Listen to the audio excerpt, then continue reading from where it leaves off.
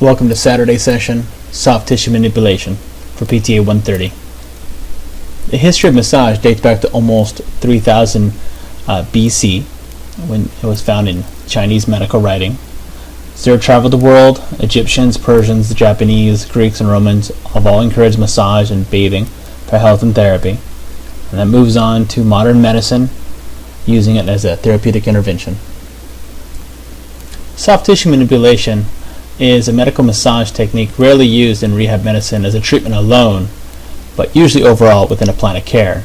The skilled use of the hands remains the cornerstone of physical therapy through soft tissue massage, manual mobilization techniques to both soft tissues and joints. Soft tissue manipulation is a variety of manual techniques to the soft tissues of the body designed to improve inner tissue mobility and produce pain-free function. With therapeutic massage, we use a variety of manual techniques designed to promote stress relief and relaxation, mobilize various structures, relieve pain and swelling, prevent deformity, and promote functional interdependence in a person with specific health problems. We are dealing with therapeutic massage versus recreational massage. Recreational massage has its place in health and wellness, but it's directed at normally healthy individuals. A good use of anatomical landmarks is critical to perform soft tissue mobilization. Not only the superficial landmarks, but also deeper structures. Knowledge of muscles, specifically their origins, insertions, directions of muscle fibers, their relation to nerves and vessels to the bones and said landmarks, ligamentous and tendinous orientation and fibers, and always know these positions in relation to anatomical position. Some ethical requirements: avoid inappropriate contact and unnecessary exposure. Of course, explain to what you're doing. Do not discuss with other patients, this patient or other patients. Instruct patient on what to wear if not undressing. Explain the procedures, necessity for undressing, and the patient should be draped. And although the slide says males may need a female present during undressing or draping, or get permission to treat, typically instead of the books kind of method, I think it's important just to talk about the education. What do you need to do? Ask them to be prepped and draped, and then ask them just to crack the door open when you're done. I think that if you're getting in that position where you need to have someone of the opposite sex present for this, that's really something you kind of need to get to the next room. If everything's prepped the right way, it's going to be just a lot easier. So overall preparation: make sure your hands are cleaned, very well groomed, strong, flexible, well padded, warm, dry, supple. Sometimes we'll wash our hands, try to wash them with warm water to kind of get you ready. Nails should be short with the edges rounded. We don't want to cut our patients by mistake. It's okay to be a little extra sensitive, a little extra gentle, especially for the first time with massage for your patients. Wash and dry before and after every treatment. Good use of body mechanics need to be stressed. The treatment table needs to be adjusted for the height of the therapist. General rule of thumb: the tabletop should be even with the therapist's trochanter. It should allow you to do full reach while keeping your back straight the entire time. Stance is often done in a stride to allow forward and backward movement, allowing you to rock your weight forward to backwards long strokes without having to reach or bend your back. It's essential to reduce back strain, decrease occupational stress, protect your wrist and hands from strain, and avoid excessive wrist flexion or finger hyperextension. During the class, I was discussing that for some students, when they would press, their DAP would go into hyperextension. You do that too many times, it's going to cause trouble. We like to kind of use our thumbs more. We have better control. It's easier to manipulate, but you will burn out your thumbs just as well. So again, try to keep your wrist neutral if you can. Try to keep your fingers even. Reinforce your finger with another finger so you don't overuse them. Regarding environmental preparation, positioning, and draping, have sufficient towels, pillows, bolsters, sheets, and blankets to support and relax the patient. You want the room quiet, warm, as possible as private as you can be. Privacy is important, especially if exposing the trunk, lateral hip, or upper thigh. Maintain modesty. It must be massaged, but it also must be fully exposed for you actually to get to it, massage it. Don't use patients' clothing as draping to prevent soiling. As you guys know, the massage lotion may get in the way. And rolled clothing can become tourniquets for limbs. So if you roll the clothing too much, it could actually become very tight on the patient and actually cause them problems. Especially concerned if patients have desensitization to that area. Lubricants, it's good to ask the patient if they have any allergies to anything. That's going to be a big red flag. If they do, you have to pick the most appropriate one.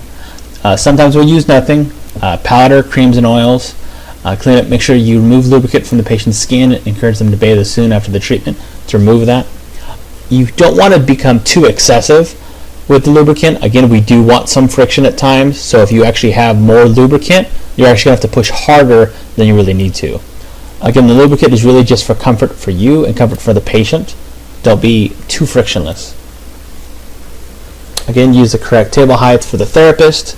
The patient's ability to feel supported and relaxed is essential. Massage chair for sitting or standard chair next to a small table or exam table will work. Bolsters, wedges, towel rolls, sheets, blankets, prone face cradles, and pillows can be used to help your patient. And of course, disinfect your equipment after every use. So essential components of massage: patient's comfort, well supported. Your hands should be relaxed, flexible to fit the contours of the patient. Use correct rate of movement. Maintain rhythm. Regulate pressure, direction based on tissue type of stroke, purpose of the stroke. Maintain proper stance and good biomechanics at all times. Regarding relaxation, this general relaxation is the overall state of the entire system of the body. Local relaxation refers to a specific part of the body. Reduced factors to inhibit relaxation: they have fears, discomfort, noise, an unclean room, odors, or pain. That's going to really keep them from relaxing. Good promoters: clean rooms, soft light, quiet, moderate temperature, pleasant, good smell, well draped, comfortable position. During lab, once you guys kind of really had those locked down, it was really apparent that patients were becoming very relaxed. Contrast method of relaxation: contraction muscle groups, have them relaxed and feel, working from feet to head. Induction method: patient induces relaxation by talking to him or her. Patient can imagine scenes described by the PTA or suggest music. Again, we also made sure we just spoke very quietly, very appropriately. We were whispering amongst ourselves, asking questions, and that just kind of really kept the tone. It's going to be a relaxing and good environment. For classifications of strokes, we have stroking manipulations that include stroking and effleurage, pressure manipulations that include kneading, picking up, ringing, and skin rolling. We also have percussion that includes hacking, clapping, beating, and pounding. Our vibration and shaking techniques, along with deep friction that includes transverse and circular. Primary mechanical effects. The benefits of massage includes the movement of blood, lymph, lung secretions, chronic edema, interstitial contents. We're mobilizing muscle fibers, muscle masses, tendons, tendon sheaths, ligaments, joint capsules, skin, subcutaneous tissue, fascia, mobilizing scar tissues, their adhesions, and even chronic hematomas. Physiological effects include increasing blood and lymph flow, increasing flow of nutrients, removal of waste products and metabolites, stimulate the healing process, resolve chronic edema and hematomas, increase extensibility of soft tissues, pain relief, increase joint movement, facilitate muscular activity, stimulate autonomic functions, stimulate visceral functions, removal of lung secretions, and promote general and local relaxation. Potential psychological effects can be physical relaxation, relief of anxiety and tension, stimulation of physical activity, pain relief, general feelings of well-being and wellness, even sexual arousal, and general faith and laying of the hands. So some review with the massage techniques. With stroking manipulations, it's great to begin or finish the massage sequence, allows the patient to become more accustomed to the sensation of the therapist's hands, slowly promotes relaxation. If you do it slowly, rapidly performed will produce stimulation. It's a good sequence to other strokes. Effleurage is going to increase pressure in the direction of the flow in the veins and lymph vessels. Stroke always finishes with a definite pause. For pressure manipulation, mobilization deep muscles and tendon tissue, including skin and subcutaneous tissue. That's over them. Percussion is stimulate tissues by direct mechanical means, using clapping, beating, hacking, and pounding. Vibration is going to help loose secretions in the lungs. And deep friction, also known as Cyriax frictions, will treat local chronic musculoskeletal tissues, mobilize scar tissue due to trauma and fibrositis, and is likely very painful and can be very painful for your patients. In addition to the chapters and page numbers marked on this slide, I began with this on page 71, and that is a good read indicating all the basics for each of the strokes and their purpose. Contraindications include wounds, very thin skin, The elderly is a concern with thinner skin. Anyone on corticosteroids will cause thinner skin. Cancer, infection, acute skin conditions, severity of varicose veins. Someone who's 3 to 6 months post-radiation would be a problem. Someone who's very hypersensitive. If there's excessive hair, that might be a problem. I know one good solution was using a little bit extra fluid, but again, you might pull on the hair, or if they have high significance of pain with the mobilization or the techniques. Myofascial release was a technique developed by John Barnes. It's a system of application of long sustained manual stretching to fascial tissues of the body in order to sustain release of tension and reordering of connective tissue alignment. This release is felt by the therapist. The technique is subtle, applied slowly and gently, and the therapist has to wait for and feel the release of the tissues before they proceed. Fascia is a connective tissue network that holds the entire body together from the cellular level to the surface. It's kind of linking of a living web or scaffolding over the body. Kind of like a spider web, you can't pull one strand of the web without affecting another to form another structure. And that's kind of the whole point, and that's kind of what George was kind of implying, that loosening one area of the myofascial area might actually relieve symptoms in another area. Its interconnectedness is important because many musculoskeletal disorders are due to problems associated with it. Poor ergonomics, abnormal postural alignment, excessive strain or trauma can all cause problems associated with the system. This strain results in tightness in the system, causing pain, tissue restriction, motion restriction, along with functional limitations. Fascia is connective tissue in 3 layers: the superficial, the potential space, and deep areas. It has its own biomechanical properties associated with it. As fascia tightens and shortens with inflammation, the potential space reduces due to swelling. Healing itself slows the blood supply, and it's often a pain focus due to abundant nerve supply compressing on it. Problems are determined by visual assessment of postural asymmetry and palpation. The best treatment for long-term results are something that directly affect the change in the system, so something like adjusting posture. Myofascial release with or without trigger points. Stimulation creates long-term solutions as well. Looking at the fascial layers, we're going to start with the top of our skin, the outermost, the epidermis. That's going to lead to the dermis, the superficial retinacular cell fibers, fat, superficial fascia membranes, the deep retinacular fibers, the deep fascia membranes, the acid layer, the epimysium, and then finally muscle tissue.